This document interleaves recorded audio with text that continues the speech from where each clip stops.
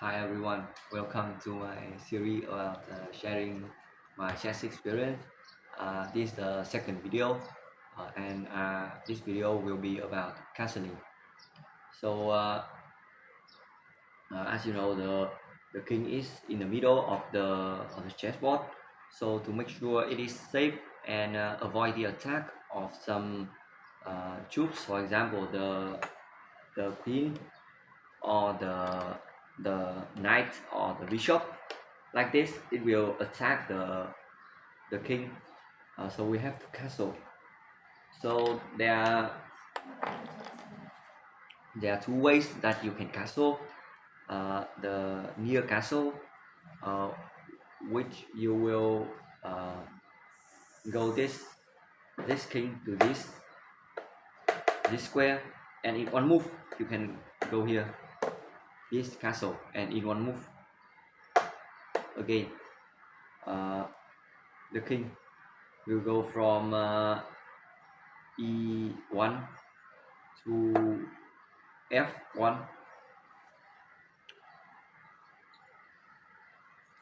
g1 from e1 to g1, and the rook will be from h1 to f1. And next is far castling. Your king still move two squares. You can just remember that the king will move two squares to the left or to the right, and the rook will move next to it from this side to this side. So that's castling, but sometimes you cannot castle in some situations.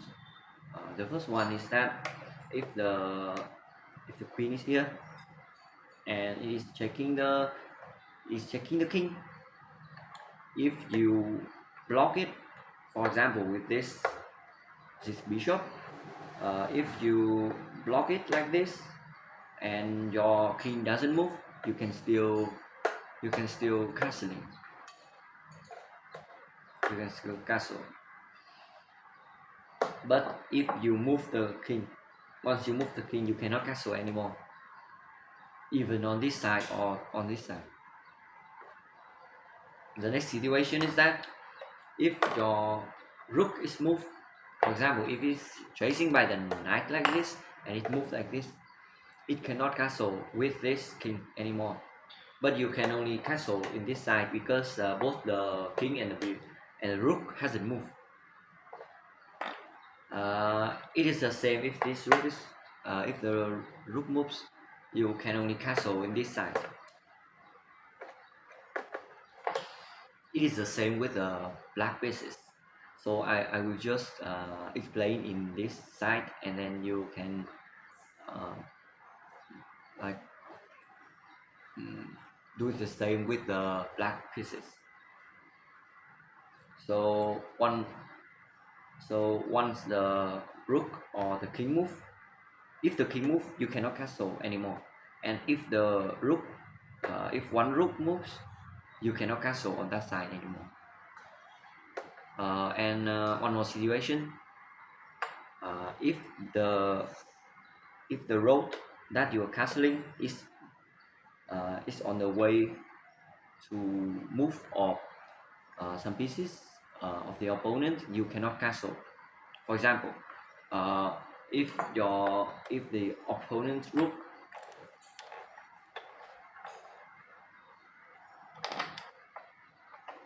no, not the rook, the bishop. For example, the bishop. If the bishop is like this, and its way is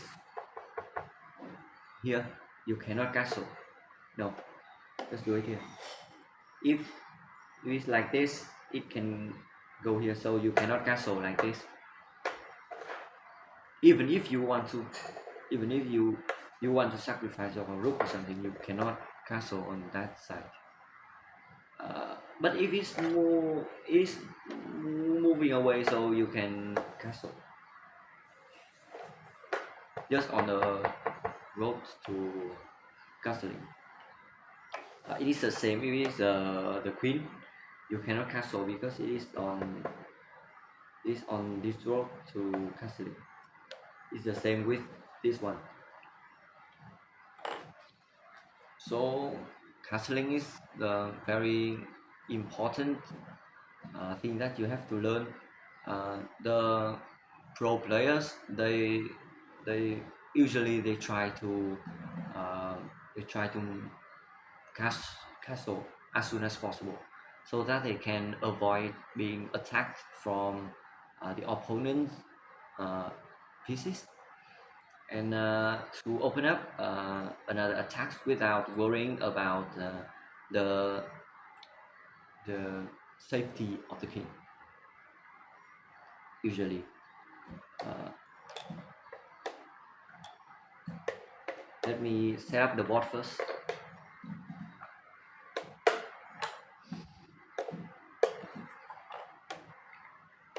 This is my own experience, so if there are any mistakes, you can comment it on the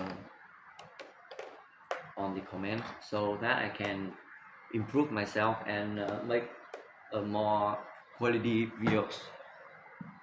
So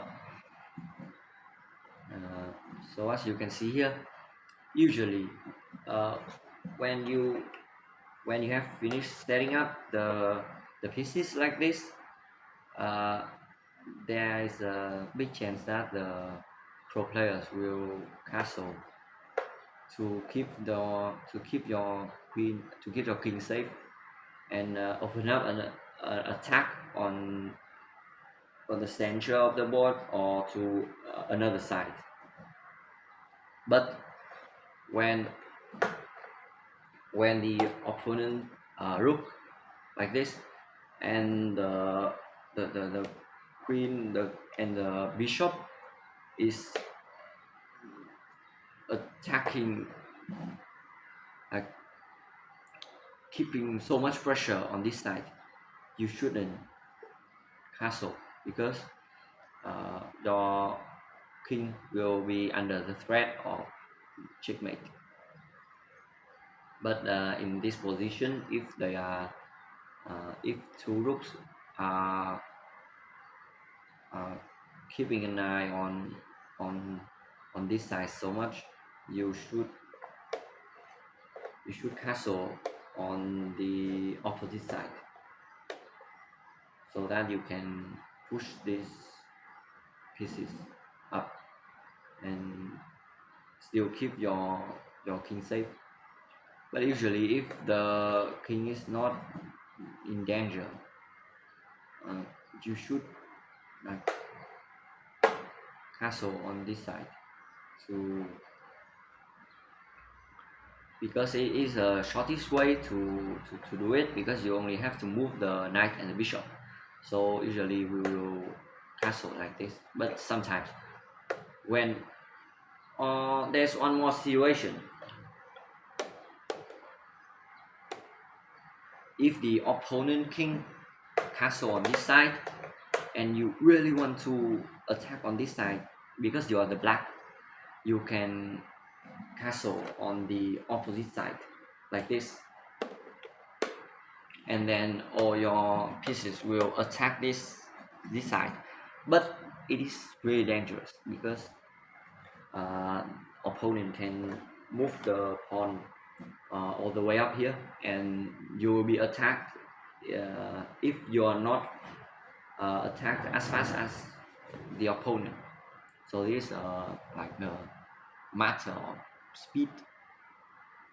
uh, so if you push your pieces really high, and you can open up many attacks, maybe the opponent have to defend, and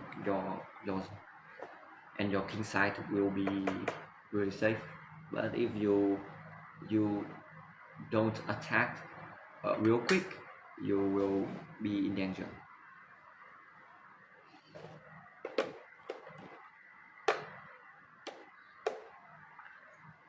Sometimes we do have another kind of castle, like you do not have to castle on, you do not have to castle like a normal way, like one move like this and then move the rook. There's one more one more chance, one more kind of castle that you, but it is the traditional one, so I don't really recommend doing this. Like this, you, if your rook is, if your king is moved like this, because you have just been attacked by a piece, and you cannot move anywhere else except the king. You can move the king here, move the rook here, and go here, and it is still a castle, traditional one.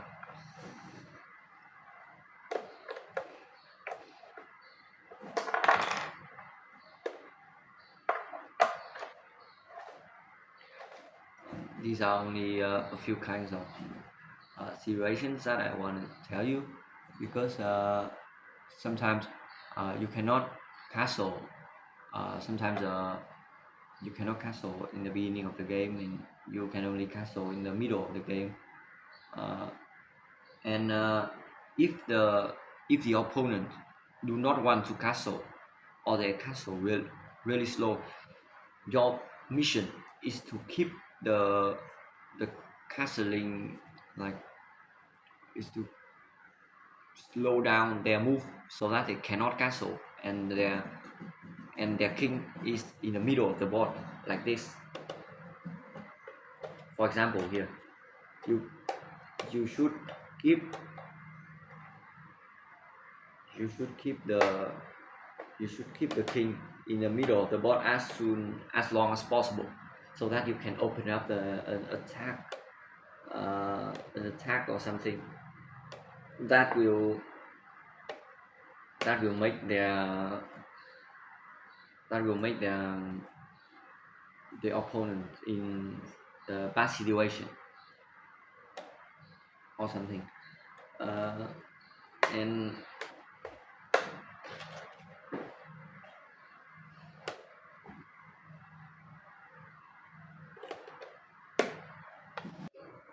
so thank you so much for seeing my second video about castling.